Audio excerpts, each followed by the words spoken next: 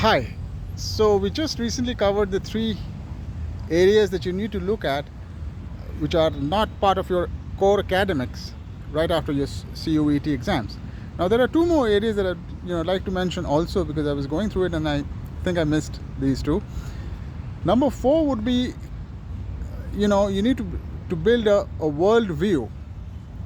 So what is a world view? Or you have to you have to look at becoming a world citizen. So who or what is a world citizen?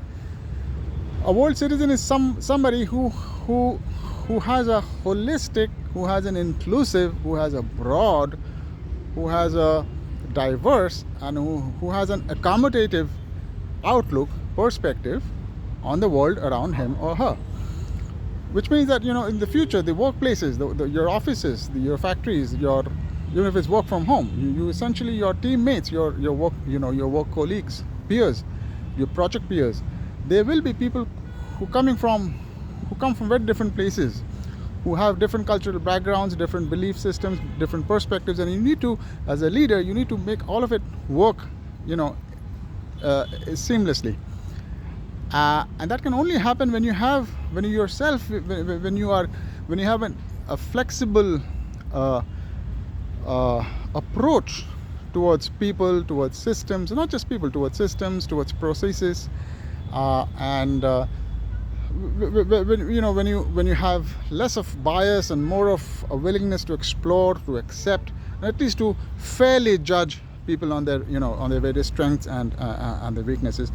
So in order to mix all of that, in order to blend and balance all of that, you need to have a fairly open mind. These are silos. They're called silos. They're called interdepartmental or interfunctional.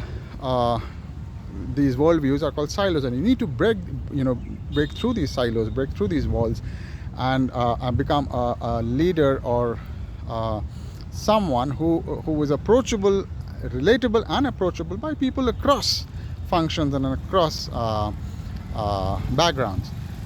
And that calls for becoming a world citizen. Because we're already living in a very small world. I mean, there are no borders. There are hardly any. Very few things that separate us really from each other. So you need to, in any case, even in your mind, you need to break those borders down, not just outside in the outer world. So a viewpoint that can see the bigger picture, that can step back, see the bigger picture, and is happy to accept points of view that are not similar to his or her own, is someone who carries a world view, is someone who is a world citizen, and that is what you need to be. Start building on those skills and those approaches first. That's number four, being a world citizen. Number five is to build intercultural, multidisciplinary skills, and this is slightly different. The first one, worldview, was about being comfortable in intercultural matrices, intercultural milieus.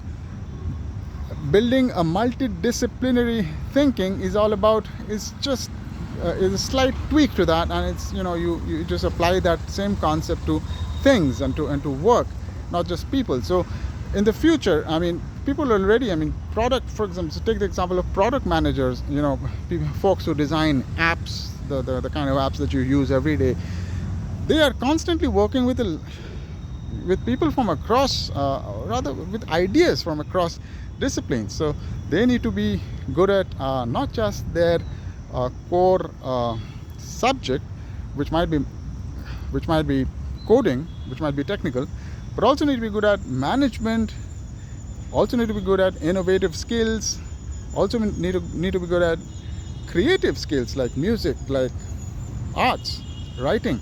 Because a product, at the end of the day, is not just a bunch of codes and a bunch of lines that work that work from technical point of view. They need to make people smile. They need to make your users, there's something called user experience. They need to have a phenomenal. They need to be phenomenal in terms of user experience, and that calls for skills and qualities and thinking which are from disciplines that don't really have overtly have any connection with each other. So you need to be good at several disciplines at the same time. So that is multidisciplinary thinking, and that's another thing you need to work at. That's number 5. And how do you start working on that? This is, you just finished school. All you have to do is start being curious. I mean, staying curious is a great start. Exploring other areas which are not probably part of your core subject. And there are colleges that offer flexible major minor combinations. So you could be pursuing engineering as a major, but you could have music, you could have film studies, for example, as a minor. So that gives you that gives you a wider stage, that gives you a wider a framework, a very wide set of frameworks in your mind, which you can later on in life, which will help you connect apparently inconnectable dots. They'll help you make sense of patterns that apparently have no connection with each other. But as you all know, it's a connected world.